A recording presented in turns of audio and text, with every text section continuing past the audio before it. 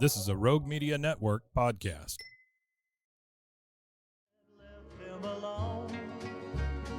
The Waco History Podcast is sponsored by Brotherwell Brewing on historic Bridge Street in Waco.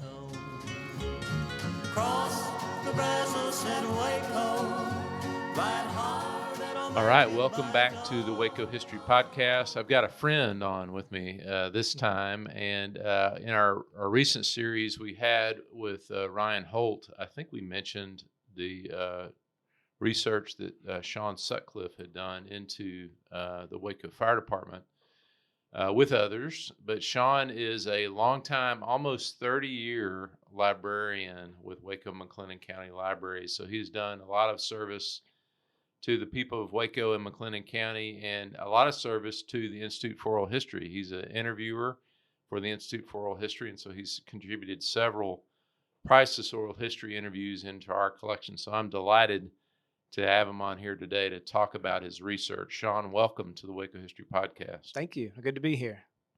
So the thing we did with former Chief Holt is really go back and do a little bit of a historical overview of, Waco PD here in town. Of course, looked very different at different times in its era, and I'm sure that's the same when we talk about the fire department in town. So I'd love to go back and you just take us into some things you discovered in your research into the early days of the fire department here in town. Probably wasn't called the fire department. Yeah.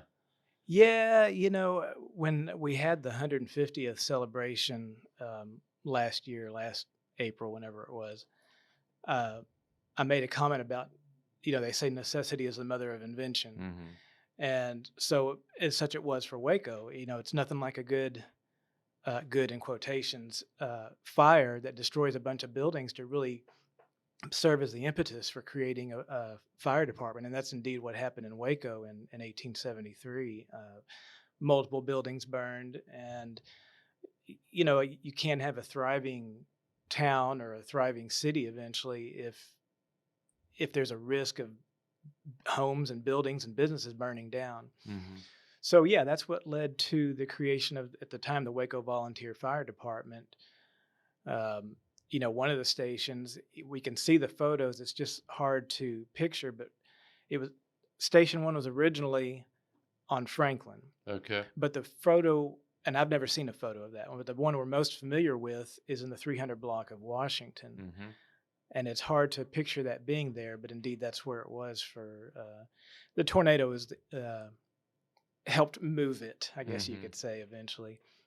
But yes, the Waco Volunteer Fire Department, organized in 1873, gone through various phases of expansion. And I mentioned in my comments at that anniversary celebration shindig, it would be interesting. And again, anything I say is it's coming from a nerdy local history librarian. So that's you're hitting our listener base right on the nose. So one of the things that I think would be interesting is to have a map, and it could be done, and plot where the various fire stations have been, and really see how the city has grown. Because you could mark the development of the city, or perhaps even the predictive development of the city where they put fire stations. Exactly. Yeah. And so it is for Waco with the one on Washington, and then there was one in East Waco. For a long time it was on Tyler. Then eventually it was at the kind of, I guess you could say, the Y at Hillsboro and Elm. And then other stations from there, West End on 12th Street, which is now, it's kind of someone's personal residence, but they're behind the old funeral home that has been turned into, I think it's the Market 1124 or something like that. Yeah. Then Station 4 down at Baylor, and number 5 at the time it was called Bell's Hill on the 1700 block of Clay, and then expanding into North Waco. And I think that's been when I think about it, that's one of the interesting aspects, is how the growth of the fire department reflects the growth of the city. It was early 81, I believe it was, when Station 11 opened out in the industrial district. And we can see how much it's grown out there now. Yeah. And then China Spring, and now new station being built out there on Panther Way. So, I was thinking, which is always a dangerous prospect, but I was thinking that there are some careers that truly provide an opportunity to see how a city or a society changes in both good and bad ways. And the fire department is certainly one of those. The calls they answer, the growth of the city, the diversity of the department, things like that. But yeah, so it started small and gradually grew. And in 1917 was when it became a fully paid department. And that came out of concern about insurance rates. Okay. So before we get to that, I don't know. I don't think on the podcast we've talked about the 1873 fire. Can you talk a little bit about that fire in particular, or how much you know about that fire in particular? I don't know a whole lot about it, other than it was obviously downtown along Franklin. And multiple businesses apparently that burned. Okay.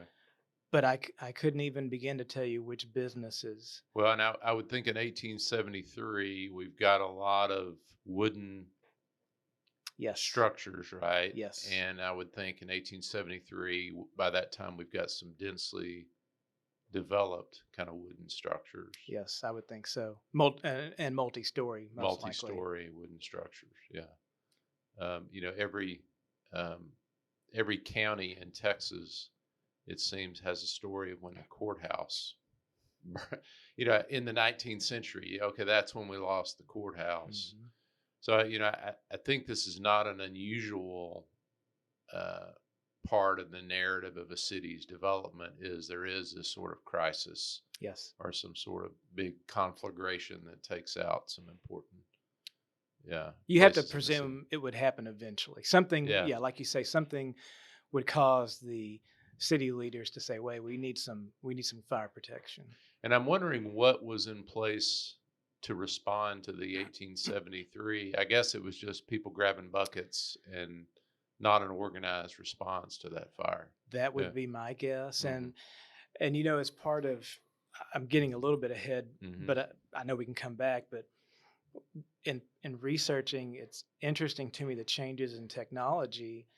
And of course, back then, well, for many, many years of fire services, at least in Waco, the crews didn't have the benefit of what are called SCBAs, or air packs, air bottles you see on their backs to help them breathe to go into a building. So you hear the term smoke eaters, that's what they did. Yeah. So either they went in and took all that in, stayed as low as they could, did the best they could, or it had to be fought from outside. And I can't help but think, between the incendiary nature perhaps of the structures plus the limits in their ability to get to it, that was another opportunity for the fire to expand too. I'm conjecturing, but it's an educated guess. Yeah. So this 40-year period where it's a volunteer fire department, do we have much information on how it operated as a volunteer organization? We know there were alarm boxes that would help crews know where to respond. Now, so Ryan Holt talked about the old call boxes. Was that do you know if it was an integrated system, or was it a separate system for fire and police? I don't know. And I think there's some others who've done some more research on that. So I'm not super knowledgeable about that, to be quite honest. I do know that city directories, which we have at the library, which the Texas Collection has, at the front of them, I've seen lists of the boxes and where they were located, which is, again, in a nerdy librarian sort of way, it's kind of cool. Yeah, and I'll put a plug in. The Texas Collection has digitized a lot of those up to, I think, 1920s, and they're online, and they're awesome to look at, those old city directories. If you're wondering what your address was back in 1898, it'll tell you. You can go in and it's got it listed by name of business and resident, or it's got it listed by number and street. And so they're really interesting to look at. As a nerdy historian speaks to a nerdy librarian. It's truly like, I mean, Yeah. it's essentially a phone book plus, I guess you could say. It really And so is. some people listening to us, you just lost them when you said phone book. Oh, Because silly me. see, I mean, think how long it's been since we've had a phone book. It's been a minute since we've had this thing that you would have on your porch delivered to you that had everybody's phone number in it. So Yeah. the other day I was scanning some newspapers looking for some articles for some vertical files and whatnot. And one of them had a photo of the Amtrak depot in McGregor. And I had forgotten there was a payphone outside of it for many, many years. Uh-huh. So, yes, there's a certain age group that has not one iota what a payphone would be. All right. So you said you talked about, I interrupted you. You were talking about the volunteer structure, that they were relying on call boxes. Anything else you know from that period of when it was a volunteer? It wouldn't be a surprise to anyone about the fact that it was a horse-drawn operation up until, and I haven't been able to. I and others, and I need to eventually fit in their names. Others have been doing research. It's not a one-person job. Well, let's give them the shout out now to make sure we don't miss it. Well, and Yeah. I will miss someone in it. I'll wake up in the middle of the night thinking about it. But I have to start out with a personal friend of mine who retired a few years ago after 42 years in the department, and that's John Linda. He had a very long career at the Waco Fire Department. Mm-hmm. Almost in his entire career was at Station 1, and much of it on the ladder truck. But he's a lifelong Waco resident too, and enjoys history. So he and I've spent a lot of time digging for clues and information. I brought with me, in case I needed it to cheat, is the first yearbook, I guess you could say, or history book of the department that was done. And part of the problem of doing the research is the time. Sure. Either for me, even on the job, or for others, on their personal time.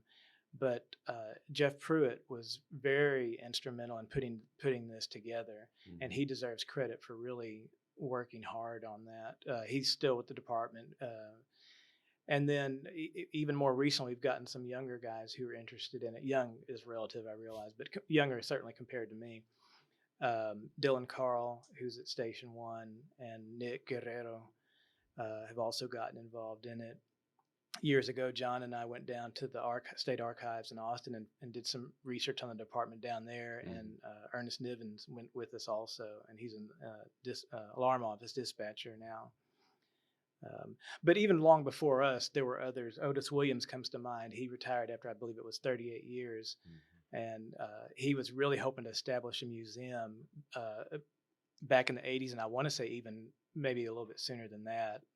Unfortunately, it's still in the works. I know there's still discussion. We'll talk about that later. There's still discussion about that. Now, the name of the book is Waco Fire Department, 1873 to 2012. And so you could check that out at your local library. However, check that out is a relative term, because we have it and the other one that's come after it in the local history room, because we don't want it to be checked out. It's on reserve. Sorry. Yes, exactly. Check it out, but don't leave the building. That's right. Yes. But as far as the history, it's been a long process of digging for council minutes, or years ago it's called the city commission, city commissioners, but the same concept. The leaders of our city looking through their minutes, looking through old newspaper articles. Unfortunately, many years ago, and I don't know all the details, and I couldn't say them anyway, but from what I've been able to gather, someone down at the former headquarters, which was at 1016 Columbus, that opened in 1932. I should remember the exact date because I've seen it many times, but that station opened and was the headquarters eventually. And that station's now out on Park Lake. But anyway, someone apparently went through, and my understanding is a lot of perhaps historical stuff was tossed out. It's easy to be angry about that, but organizations can't live off of history. They have to progress. Yeah. So we don't know what we lost, to be honest with you. I see. But it's been a process of learning and being surprised, and in fact, and I'm jumping ahead, so I apologize in advance. But during an oral history interview with Weldon Hill, who is still the oldest retired fireman, he mentioned. Well, let me back up and say this: it's always a quest of like fire departments, police departments, things like that. They want to honor and recognize those who gave the ultimate sacrifice. Sure. And so we knew of Jimmy Fox, who died in a sawdust fire at Love Wood back in the late 60s. And while interviewing Weldon Hill, he happened to mention Captain Brandon, Bob Brandon, and I didn't know anything about this personally. So it's interesting the way you find out about information. Then we were able to look up that article and find that he was acting assistant chief that day and died of a heart attack. He was a 35-year fireman and died of a heart attack in 1960. But anyway, it's a process of finding articles, government documents, things like that. And you mentioned me doing oral history. Youth is wasted on the young. I wish I had started many years ago, but because we've lost not just firemen, but any number of people who have stories to tell and that would be useful for the historical record. So. And you can only go back so far with oral history before you've got if there's not a written source, particularly on this early period we're talking about, it's pretty problematic. Now, you mentioned insurance concerns, and now how those begin to intersect with kind of the city supporting the creation of a formal fire department. Yeah. Sure, and I don't want anyone to think that I'm an expert on insurance rates or anything like that. But if you ever hear ISO, that's what an ISO rating of whatever. Yeah. And so it's significant that Waco, the year escapes me, but it hasn't been too many years ago, achieved the highest rating that you could, which is important so that you have lower insurance rates. Yeah. It's not just some feel good number. It's significant financially. Yeah. So Ryan Holt mentioned that as well. I mean, investment, moving there, these are all things that people that are investing capital or wanting to relocate consider. Yeah. And from what I found, and I'm looking down to be sure I'm getting that right. But, sure. It was 1917 when the department became fully paid, but the discussion of that actually began back in 1915, based on some information from the state. They were concerned about the need for additional fire protection. At the point where the department became fully paid, there were paid guys. Yeah. And I say guys, we have to be honest, up until 1992, early 90s, it was an entirely male fire department. Yeah. So there were some paid men, but it was not fully paid. And so the city supported and approved creating a fully paid fire department. And by then, I don't know if I finished my thought earlier, but it was early 1910s, maybe around 1911 or so, when the department started becoming mechanized, and the horses eventually going away. But yes, by 1917, the need for improved fire protection related to insurance rates. Do you know the first truck they got? What the first truck was? I don't, and I'll tell you who knows this stuff is John Linda. He knows about fire trucks, to be honest with you. It's not the one out in front of Paparolo's. It's not that. It's not that fire truck. Yeah. We could only wish we still had that one, among many others. Well, I also think, just because I've used them extensively, the Sanborn Fire Insurance Maps, that's a wonderful resource, not for what they planned them for, but that those huge surveys that were done by the Sanborn Company to identify the different types of building materials that were used in buildings. So I've seen them for different years in different areas of the city, and they're really interesting because they show you the footprint and then they show you the material the building was made out of. And then there's great ones from around this period that we're talking about. Yeah. And like you say, it may not have been their intention, but for local history, for genealogy, it's a very valuable source. Mm-hmm. Yeah. Now, 1917, I think about Camp MacArthur. I wonder, is there overlap between fire prevention and the federal investment that was being made in Waco? Not that I've ever, Okay. I haven't found documentation to that effect. I guess I Okay. would put it that way. Okay. I would only think it would make it more attractive as a potential, the investment in Richfield and then investment in Camp MacArthur if there's some sort of fire department nearby. You think that was more attractive than getting rid of the red light district? You had to bring that up. You had to bring that up. I know that was connected. I'm just wondering if the other was connected. Okay, so we have a paid fully paid fire. Is it a hybrid model there in the early years where it's part volunteer? I would imagine there's a window there where it's part volunteer and part paid.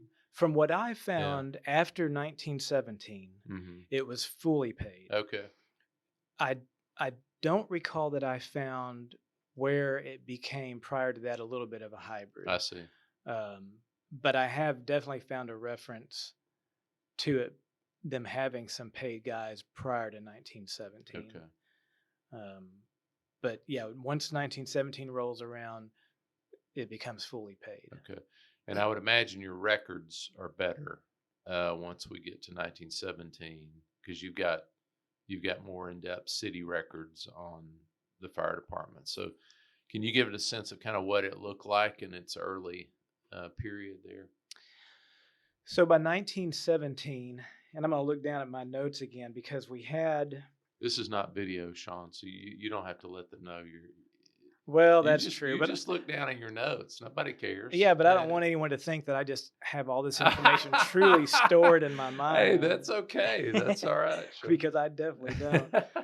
But by 1917, we had 8 fire stations. Okay. We had the one on in the 300 block of Washington. And then we had... let's see, at the time it was still on South 12th Street. It had not moved over to 1016 Columbus. Okay. What essentially became, and originally they were not, some of them were, some of them weren't known by the numbers that we know them later. Okay. But essentially Station 3 was at that time still on Tyler. That was the one that eventually moved. And the building is still there at the Y at Elm and Hillsboro. 4 down at Baylor, South End Station as it was known, Bells Hill on Clay. 6 at that time was still in the 1700 block of Bosque. 7 at 15th A and Herring, and that building is also still there. And then 8, which was at 9th and Vermont. And Vermont, and I have never found exactly when it happened, but it became Colcord. Okay.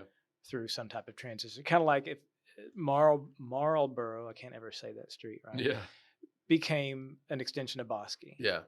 Okay. So we had those 8 stations. In 1933, I believe it was, Station 8 closed, and it reopened later in a very different location. But that wasn't until like 40 or nearly 30 years later, not quite that long. Oh, wow. Yeah. Okay. 20, 25, 20, somewhere in there years later. Okay, so that's the network that you just said that kind of covers Waco for a long time here. That's correct. Yeah. That's right. Okay. Yeah. So from 1970, as far as fully paid, 1917 until I look down here and I found October 16th of 1933 was the original Station 8. It closed, and those guys were dispersed elsewhere. Okay. And staffing a station, I mean, what would that be pretty uniform? Would it vary from size of station to station, or?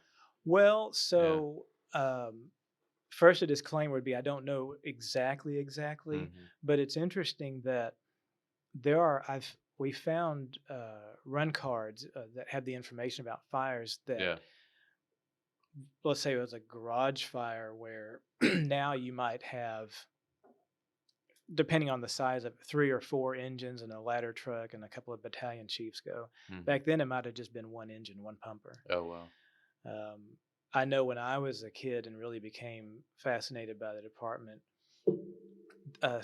there were some stations that still had 4-person crews.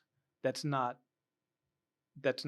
always the case right now. Mm-hmm. But at the time, you might have a 4-man crew and then a couple on a ladder truck, for example. I see. Okay. Yeah. And you mentioned a pumper truck. I would imagine, particularly during the early period, as far as like fire hydrants and that system was probably not very extensive, I would think at the time. I don't know, and that actually brings up something else, and I'm going to say it, and then I'm going to say I don't know a whole lot about to speak more about it. But Waco apparently had its own thread called the Waco thread, and I only know that because John Linda mentioned it to me one time before. Mm-hmm. When you take off the cap on a plug, that's what we're talking about, the threads on there, and apparently Waco had its own. Had a unique thread? I guess so. That's really interesting. Yeah. Yeah, really interesting. Of course, someone may call in or write into the show and say, "What in the world is he talking about? That's not," or whatever. But we know that's true. We've seen documentation of it. Okay. Well, so they're using these call boxes. They're making. Does Waco have any significant fires that you found in the historical record in this early period? Because we talked about this early fire causing the change to. So I'm thinking as Waco continues to develop now. I'm before the 1953. I'm not talking about the tornado, but maybe in this early period where there's some losses by fire that drove kind of development or changes in the department. I don't know that I can say there were fires that drove development and change. Yeah. And one of the lists we've been working on are significant, major significant fires for that very reason. I mean, those things not only are costly to a city, but can lead to changes. Certainly, obviously, we're on the 21st floor, and obviously, the taller your buildings are, the more you're going to need a ladder truck, for example. Could somebody get to us? I don't think there's anything that's going to reach this high. So, as we're on the 21st floor of the Alico building, right. Yeah. But so yes, we've been doing some research to try to document these large fires, and of course, I didn't bring that list with me, so I can't really pull anything out to tell you. Are there some you remember from that list? Kind of significant fires. I was thinking there were some downtown. Yeah. But again, I would be making up numbers and incidents as I go along if I'm not careful. Because we know, for example, that there was a major fire at the Elite, but that was later. That was after the tornado. The Liberty Building explosion, whose date escapes my mind, but it was 1930 something. Yeah, that's on our app, the Liberty Building explosion. And I don't think we've talked about that incident on the podcast yet. And I don't know enough. I've read the article, but I can't speak to it with authority. Yeah, I know there was one fatality in that explosion of the Liberty Building. Just so listeners will know, the Liberty Building sits. Cafe Cappuccino is in the first floor of the Liberty Building, and so it's that historic building that is there.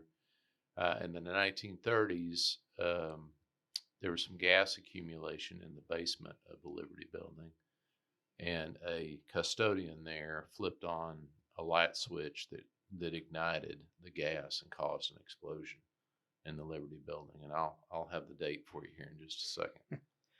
Sometime during the night, I'll think of something. I'll think, why in the world did I not mention that? But such is the human mind. Well, I mean, what you know from that list is how active the fire department is in responding to those sorts of incidents, I would expect, as Waco develops. And again, I think one of the things that strikes me about the department back then is, again, the fact that these guys did not have the safety, uh, the protection that crews nowadays have, which is not to say that it's safer now, Mm-hmm. but they did not have all the equipment and whatnot to stay as safe, um, be it air packs, uh, hoods to try to protect them from burns, things Yeah. like that. Yeah. So the Liberty Building was 1936. It was soon after the 1936 flood. And Mr. Warren Moore is the gentleman that lost his life, caused $290,000 worth of damage to the Liberty Building and structures around it. But I'm interested, and maybe you've had conversations about this, about maybe things they used back then that we've advanced past as far as modern firefighting equipment, maybe some of the things that they were using in this early period. I don't know if you ran into things that you found interesting that they would use to respond to fire. The stereotype for some people of a fire rescue is the net, people jumping off into the Yeah, net. yeah. And you don't see that now. I haven't seen it in my lifetime that I can recall. Not here anyway, but yes, the department had a fire net at one time, and I believe it was training that the guys had to jump off of the training building into the net. Mm-hmm. And indeed, I know there was one fireman who was hurt because things went awry when he jumped into it. Mm-hmm. So that immediately comes to mind. Yeah. I don't know enough about the changes in hoses and nozzles, Mm-hmm. but I have heard from more than one person about the significance of having what's called a fog nozzle. And I'm going to leave it at that because I can't tell you enough about a fog nozzle to sound intelligent. I can sound pretty stupid about it, but I can't sound intelligent enough talking about it. But changes in nozzles, changes in and perhaps hoses. I'm probably getting ahead of where you're going, but talking about changes in the department, I remember when I was a kid and the stations had these hose racks beside them. Mm-hmm. So when they got back from a fire, they'd clean off the hoses and put them out there to dry.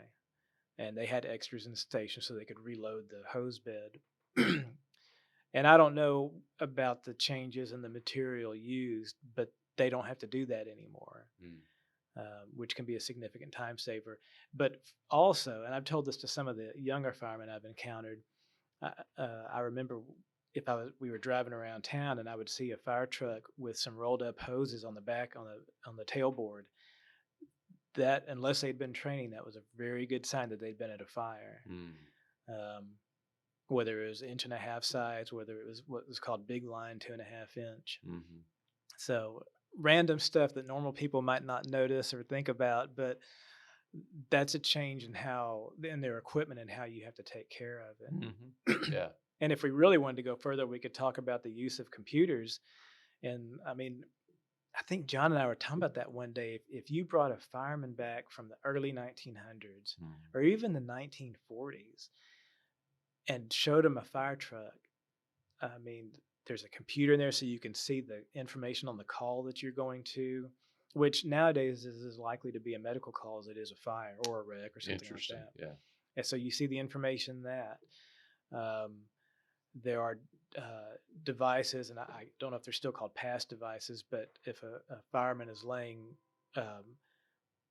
if a fireman is incapacitated and laying flat and still for too long, alarm goes off. An indication that firefighter needs to be helped. Of course, I've mentioned the air packs, gloves, changes in the equipment they've used. Years ago, I did an oral history interview with Ralph Patrick, who retired as a captain after 39 years. He retired in '98, and he mentioned one of the early fires he fought was down down towards where the Farrell Center is now, as best I recall. I think they were, taking down old homes, kind of thinking urban renewal. Yeah.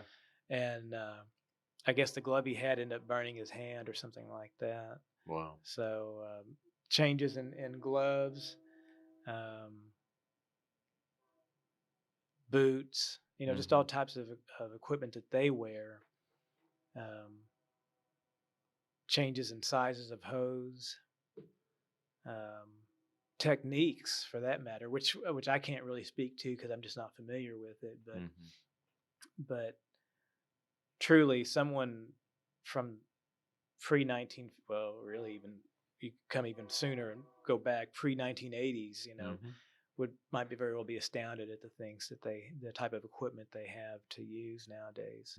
But of course, again, that's a reflection of changes in firefighting, changes in material that's used, changes in society. Yeah.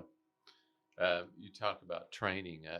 Of course, in more recent Wacoans are aware of kind of that iconic training area along the river, along U Parks. And I know there's the tower still there, and they're incorporating the tower into that development. But how long was that active, that area, as far as a training area? Do you know? So you ask a simple question, I'm going to give you a longer Okay, answer. all right, great. You should be a professor, Sean. Right. Yeah. I don't know if that was a compliment or not, but I have to get back to you. After the tornado, the station on Washington was, eventually moved, rebuilt. Is that because it was so severely damaged with the tornado? Yeah. I don't think we've ever been able to determine how much damage was done to it, but Okay. you have to consider something because it was essentially right across the street from City Hall, and we know that all these windows blown out of City Hall, which was right there on the square, and we know how badly the square fared. Yeah. So the station was a new station was built essentially right by the Washington Avenue Bridge. That was there until the early 70s. 73 comes to mind is when Station 1 opened on University Parks, there where all the new development is taking place. And that's when the tower was there. Was a tower, a shop to work on the equipment, and then Station 1 was there. Okay. And that was there for many, many years, and eventually it was moved on Peach, where it is now. So yeah, that training area was used for a long time, and I never witnessed it, but that's where I think for many years, and I can't speak to how long, where they did the agility course. The candidates to become firefighters would take their civil service test, and then however they did that, they'd choose so many, and the top scorers go do the agility part of it. But my understanding is they did all that down there as well. So yeah, and you talk about the investment on Peach. I mean, this is toward the end of the story, but also the city investing, I think, is a way to become an anchor for development in a community. I think at 25th Street, the commitment there with the new station, the Peach Street, the commitment with that modern, beautiful new station. It's going back to what you started with of where the stations are, says something about where the city is and where the city wants to go, maybe, or is heading. Yeah. So, did you say you'd seen some training exercises at the? No, I have not. Okay. Yeah, I would have liked to have seen them on that tower, doing work on that tower, because I'm sure it was. We have photos. I will say that we have some photos. Yeah. Thankfully, there was photos that were preserved, and so we have those in safekeeping. And so I've seen some photos, rappelling, things like that, ladder practice, things like that. So, and I should, this is kind of somewhat peripheral to the story, but in case someone was wondering, and if they're not, I don't want to know that they didn't want to know. But anyway, I'm going to say it. My interest in the department, I grew up wanting to be a fireman, which is pretty stupid because I'm blind. I knew enough to know that my vision, even corrected, is not, you don't want me out there trying to help save you or anything like that. But so I grew up wanting to be a fireman, which is, like I said, was really stupid. but God's plans are always the best plans, Mm-hmm. and so I ended up becoming a librarian. And the great thing about that is it's opened opportunities for me to do the research on the fire department, among other topics of interest. Um, so yeah, that's. I don't know if I could have, and I say again, it's not a one person job, but for my part, I don't think I could have found some of the information I've been able to find. And when you combine that with the knowledge of others who have since retired from the department, and then the interest of the younger guys, that's, I think all that's required to do a good history of any organization. Mm-hmm. Well, since you went off topic, I'm gonna ask you a question off topic, because I wanted to ask you this question, Sean. So you've spent a considerable amount of time kind of investigating local history and local stories. Why? Why is that? Why is that important to you to do? A little bit of it is connected to your job, but a lot of it is things I know that you've pursued just because it's a passion of yours. And so, as folks that are listening and wondering why local history is important, why don't you tell me why you spent your time doing the research and interviews and other things that you've done on local history? I don't know that I really know why exactly. I mean, I was a history major, so yes, Yeah. history's in my blood. But I didn't set out when I became a librarian to be in local history. It really was never on my radar. But part of it, I can go back to the Waco History Project that long since retired Tribune Herald editor, opinion John page Young. editor, yes, John Young started. And Mary Duty, and there's several local folks that were Wilton Lanning, several local folks that were instrumental in that great project. Yeah. And so I remember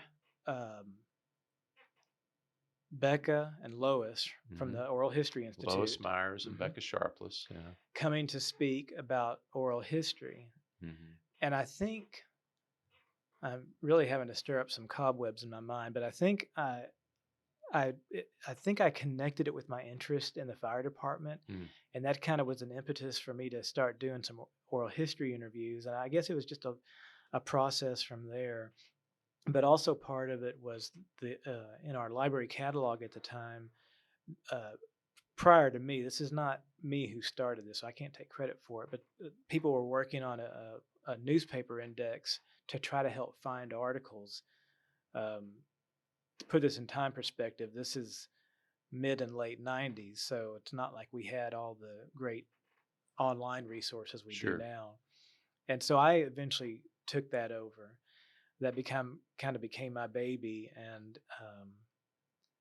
I guess you put all that together, my interest in try to research this, preserve this, and how do you find these articles, how do you find this information, plus wanting to do oral history interviews. And as I tell people, I married work instead of a woman, so I have no wife and no life, so I have this free time, I guess you could say, and that's just kind of where it took off. And as far as oral history interviews, 95% of the ones I've done on my own time or vacation time. And so to be honest, I just choose who I want to interview. So the fire department was a natural, the police department. I grew up being interested in railroads, which I realize when I say all that, your listeners are going to think this dude is a nutcase, and that's fine. No, there's a woman out there now, Sean, that's hearing hearing you're single and your interest, and so who knows what can come of this. True.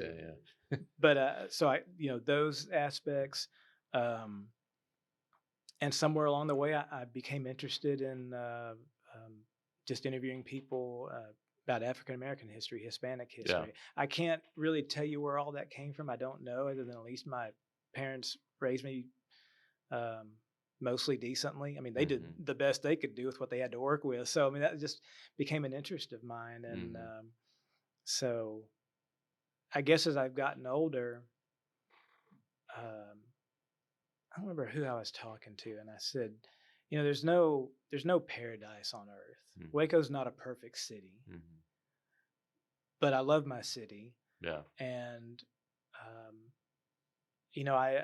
I stayed here and I enjoy living here.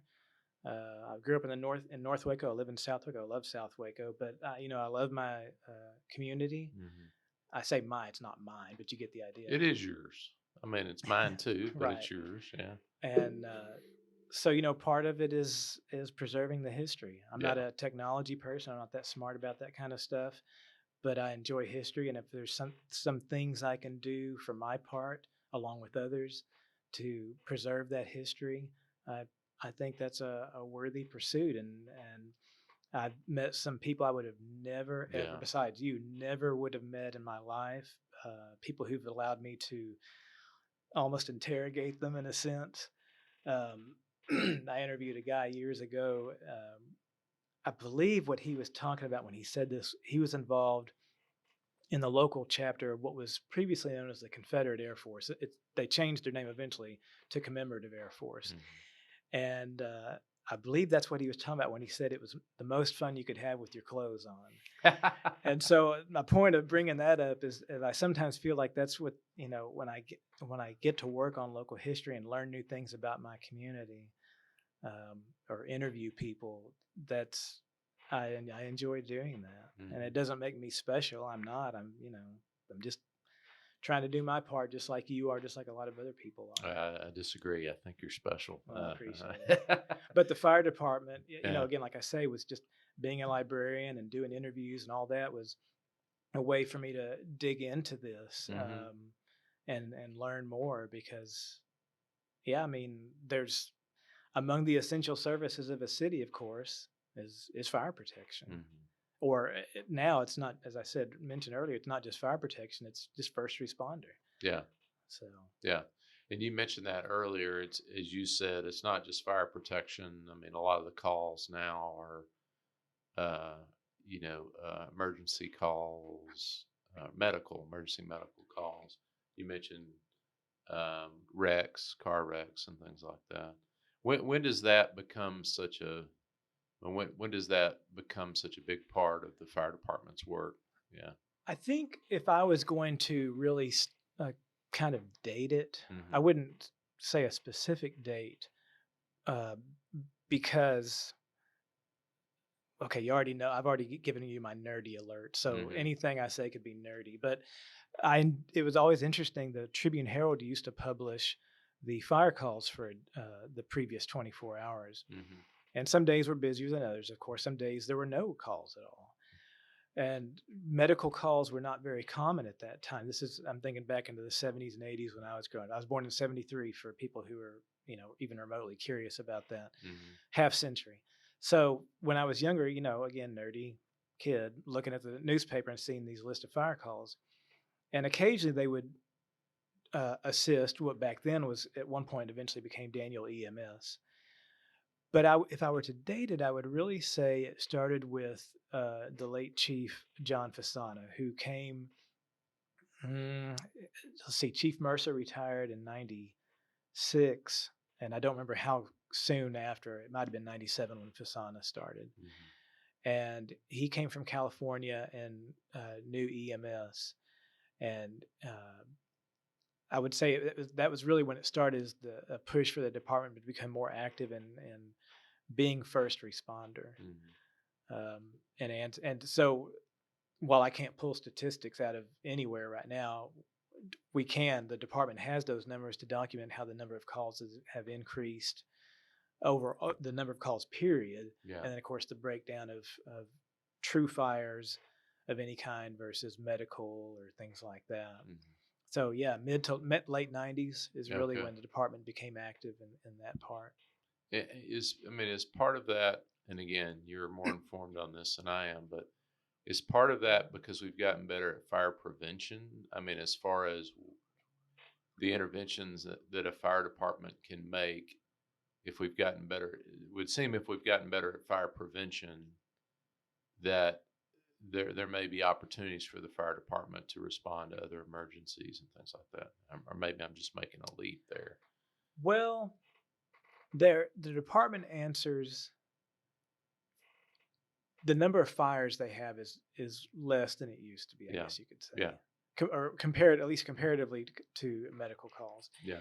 And I heard someone, it's been the last couple of years, tell me that a now retired fireman commented or offered the opinion that part of the reason there weren't as many large fires, and Waco still has big fires, Yeah.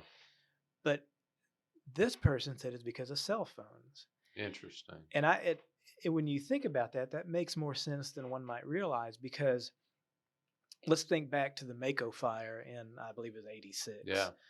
Waco there in the 1,000 or so block of Franklin went up in flames.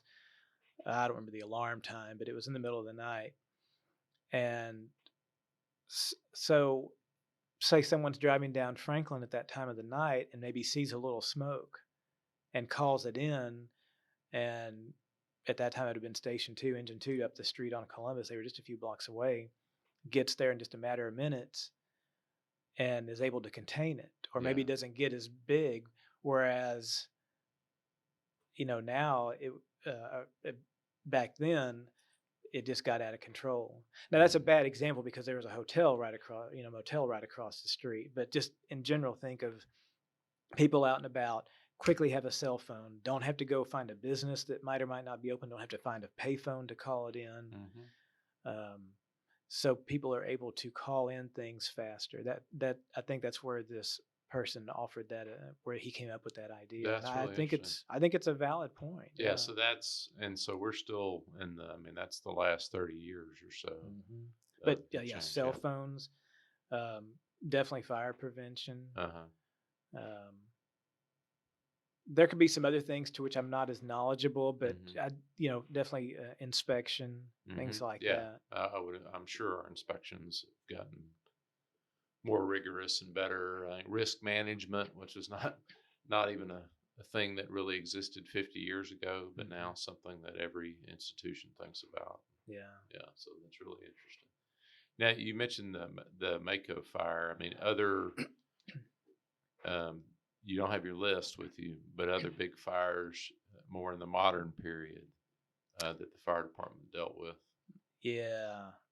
That immediately comes to my mind, I think it was the Sunbright fire just in the last few years. That was a multi-day operation.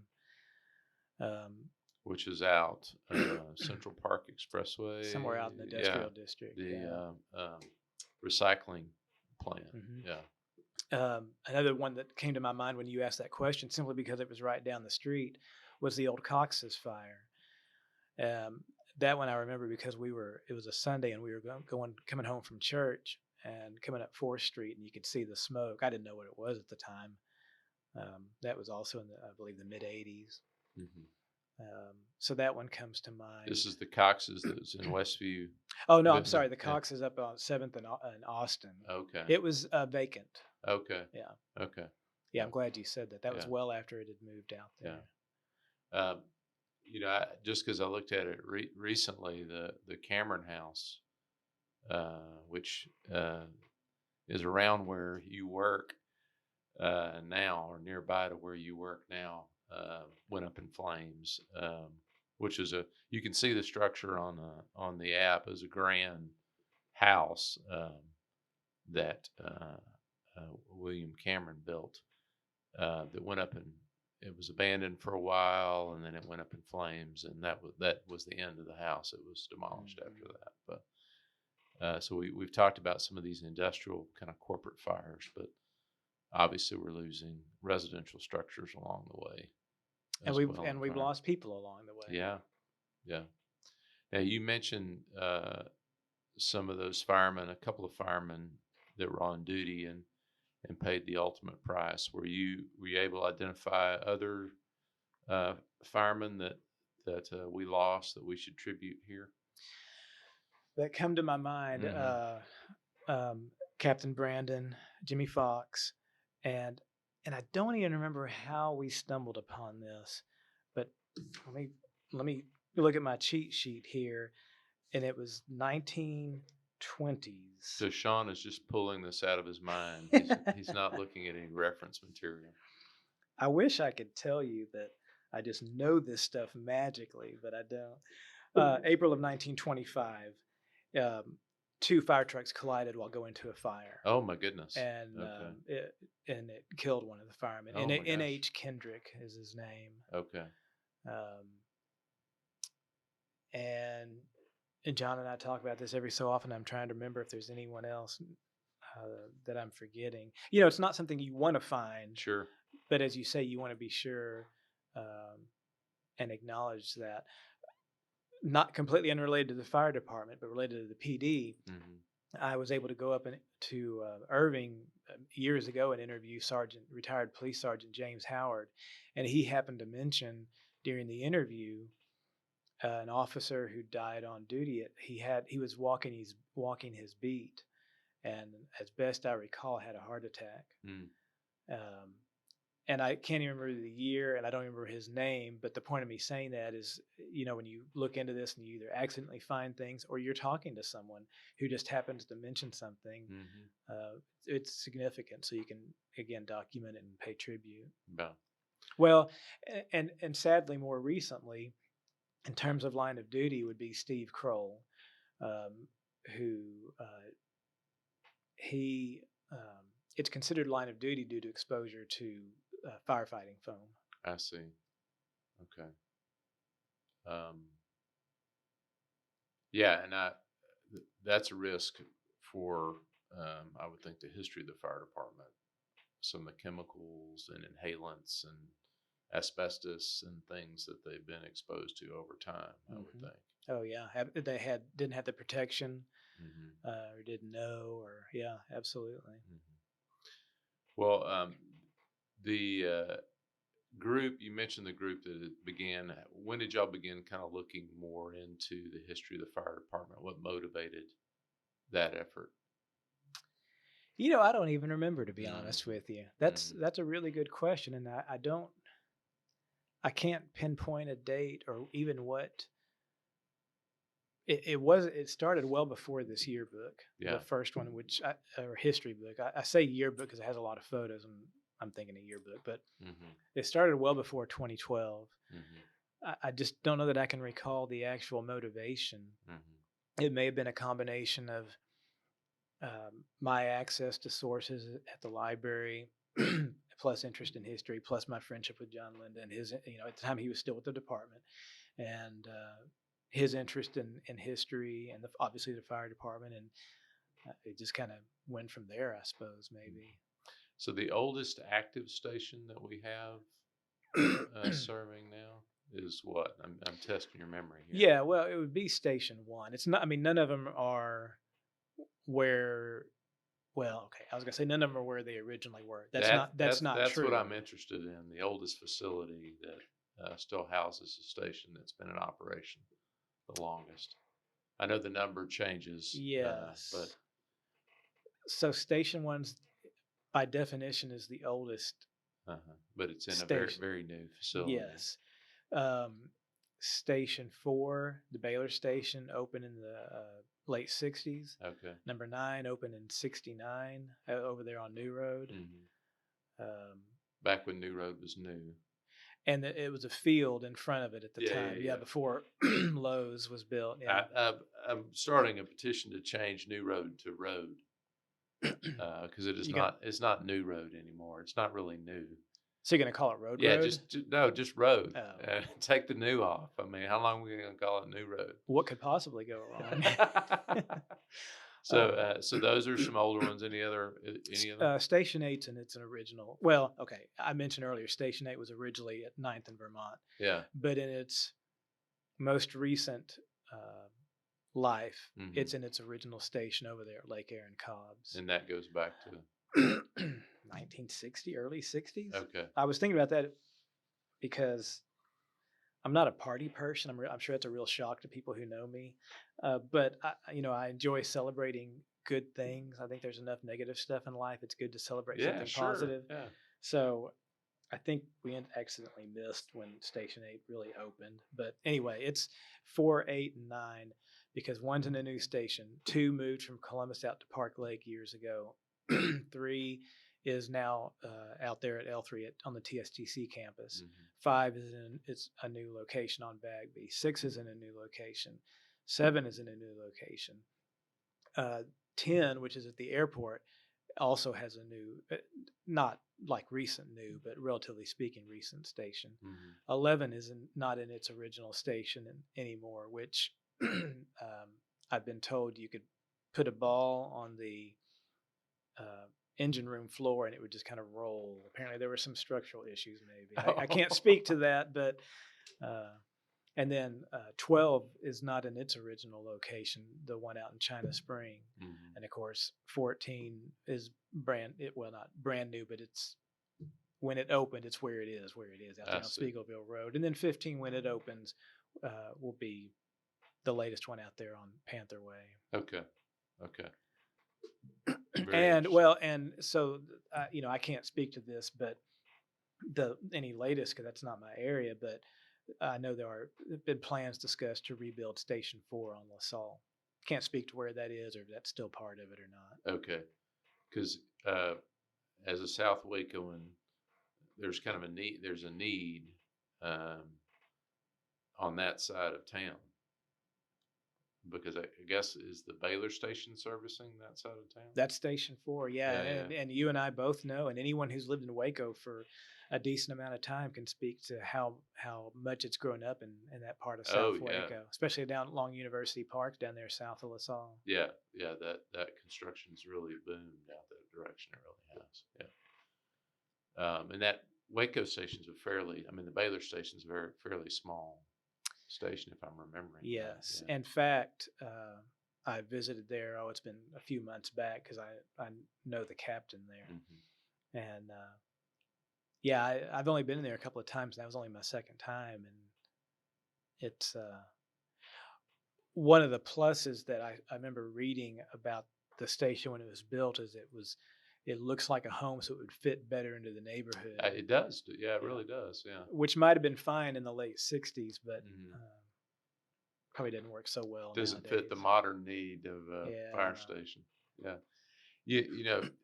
When you said that, it brought up, when we think about construction of these stations, the effort on 25th Street to try to do kind of a adaptive reuse of the old 25th Street Theater, which was an interesting choice to do. But I'm interested in that sort of effort and kind of your opinion of that sort of effort to use an existing structure and make it new. I know there's a lot they added behind it, but just your thoughts on that project. I don't know. I felt strongly one way or another. Random information. The last movie I remember seeing there was Bambi. Not when it was new. But You're not that old. Well, yeah, not that old. But I mean, I remember going there for some reason to see it. But I think it's kind of, it's interesting. Sean, it was a dance club when I went to it in the 80s. I remember taking a date there. Well, now see, I'm a good Baptist and I don't dance. Well, so. I was standing still in the corner judging others, if that makes you feel better.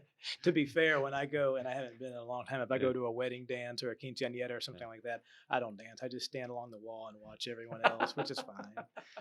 But I think it's pretty cool. And in fact, related and unrelated, there's a photo that we stumbled upon, and I don't remember who, so I don't know who to give credit to, but it shows... John thinks it was a fire at the old Magic Music, something. It was a club there at 25th and 25th and Grimm or somewhere in there, or just up from where the fire the new headquarters is. And it shows the crews cleaning up, rolling up hose, and there's a shot looking south, as it were, down 25th Street, and it shows. Trying to remember the exact photo, but I think it shows what we believe is Engine 6 back then, an old Mac, and the 25th Street Theater sign, and we kind of pondered that'd be kind of cool to try to redo that. There's a few things we'd like to try to photos to be cool, would be cool to redo if at all possible. Yeah, that'd be neat. But speaking only for myself, where Station 6 is now is gives it a whole lot. And one of the reasons the city relocated it was ease of getting out and going in various directions, whereas where it was previously on Bosque, it was on a one-way street. Yeah, not great. Yeah. Now we skipped it, but things you discovered about the response to the '53 tornado with the fire department. Was there anything that stood out to you in research about that? The thing that would stand out to me is um, it would be a stupid moment on my part. I had the opportunity to interview Johnny Roush. He was a Waco fireman. He was in inspections. Eventually, he left the department and I believe taught at A&M Fire School.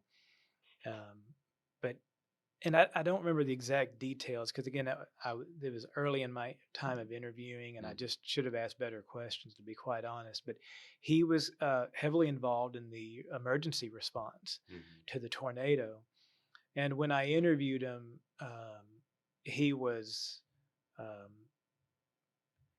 he had terminal cancer. I see. But it was a great interview. He's just a super nice man, but I wish I could go back and ask some better questions about that. So, yeah, I don't. I've seen bits and pieces about it. I just undoubtedly they were so incredibly active in staying involved and doing their part. Yeah, I would imagine that's one of those instances where all resources were applied. Oh yeah. Yeah. So. And stayed there for days. Yeah. And, yeah. The rescue effort went on for so long. Oh yeah. Well, I want to make sure I didn't miss anything you wanted to get in. You spent time researching this. Other things that kind of you found in your research that you want to make sure we get into the record here. Wow. So many years. I think it's just interesting how the department has changed, how it's grown, how it's modernized, how it's had to grow and modernize in order to keep up with changes in our world, in our community. Yeah, it's the busiest it's ever been. It's the most diverse it's ever been. It's the largest it's ever been.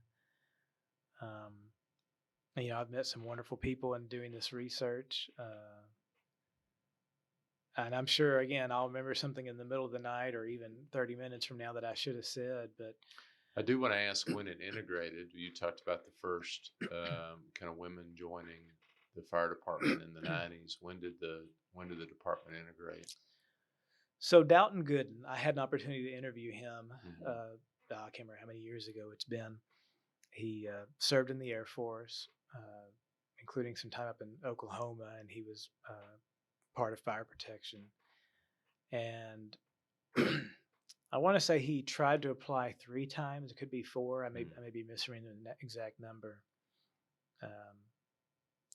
Was declined in an application. Went to work for out there General Dynamics, which was out there at the old Conley. By then, I guess Conley was really shutting down, or had shut down and moved. Conley Air Force Base. And so he was working at the fire station out there. I see. And the city, and I don't know that I've even been able to wrap my mind around exactly how it went down, but the city took that over. And so the guys at that station were brought in, and that's how he became the first African-American Waco fireman. I see. That's a very abbreviated version of the story, but again, thankfully I interviewed him, and so that's digitized and preserved by the Institute. Okay. I'm really thankful that I was able to do that. And his hiring, whether it was coincidence or not, I don't know, because soon after he started, there was another black fireman who was hired. He only worked for a shorter period of time, went on to another career, I guess. But there have been others since him, and it was whether it was his hiring that motivated others to apply or not. I can't speak to that. Some of the others are still alive, so that's something that could be asked. But yeah, it wasn't until the late 60s. He tried, I want to say he first tried in 61. Wow. Yep. Okay. It was a long process. Yeah, so it wasn't until 68 there's a hint of a question mark in my mind as to the exact year, but when he, Well, I'm going to go to the source you created and get the answer. I want to say he worked for Waco from 68 to he retired in 99. Okay. You know, I couldn't pass physics. I could barely pass physics in high school. I could barely pass geometry. But I can remember some of the most bizarre, probably useless information. I know I'm not the only one like that, but yeah, he worked from 68 to 99. But yeah. Interesting. And interesting, you know, I don't want to read too much into it, but Waco PD was, I guess you could say, was integrated before that. Yeah. And Ryan talked about some of that, and some that he discovered that were in East Waco early, even in the earlier period. Mm. Yeah, so, I did not know. So you said you looked at the city records. I mean, are those helpful in researching history? They can and be incredibly helpful. Yeah. And in fact, I remember taking, using my cell phone, which back in the days would have been a different process. Using my cell phone to take pictures of certain pages so I could get the wording right. Mm-hmm. And I don't have it to look at it, but for instance, when the commissioners approved establishing a paid fire department, Mm-hmm. the process that went through with that, for example, Mm-hmm. my handwriting is awful, and I always tell people, I've always blamed it on the fact that I was a history major, and back in our days, you had to handwrite notes. Mm-hmm. That's a cop out, I realize, but my handwriting is awful. Some of these commission minutes are handwritten and can be a challenge to read, not because the handwriting is awful, but just because difference. Yeah. But thankfully, a lot of it is typed. And so, yes, they have been incredibly, incredibly helpful. And in fact, John and I will go down there. We hadn't been in a while, but if we had to do research, we would go down there. And I'm sure you know how it is. You start looking for X, and then you accidentally see Y, and you're just going all over the place. Rabbit trail. Yes, because you just see things that catch your attention, and you have to write notes so you remember to go back to it. Mm-hmm. But the commission minutes have been incredibly helpful because absent some of those dates, we didn't know. But with those dates of the commission or council meetings, depending on when the time frame, then we could say go back to the Waco newspaper and find any articles that were written. Mm-hmm. And so that was very, very helpful. Mm-hmm. I mean, that's true for anything that I've ever looked up, to be honest. Good. Well, Sean, I appreciate you doing this project. I appreciate all the interviews you've done. I'm going to bring you back on sometime and talk about your favorite interviews you've conducted that wouldn't be restricted just to the fire department. But that'd be a tough one. There's been, and I'm still trying to work on some more. So hopefully I'll be able to bring some down. You've got your hit list. So, yes. Yeah. But I appreciate you coming on and talking about the fire department with me. Well, it was an honor to be invited, and that's not a bunch of bull. I appreciate you asking, and hopefully someone can get something good out of this, or at least be moderately entertained. But thank you for asking me. Yeah, thanks, Sean.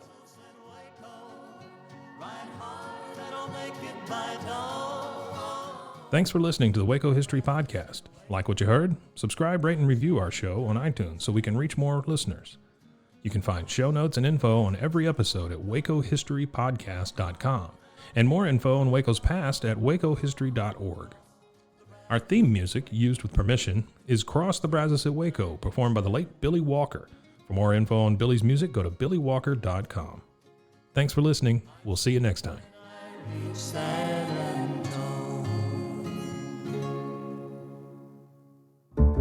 This has been a Rogue Media Network production.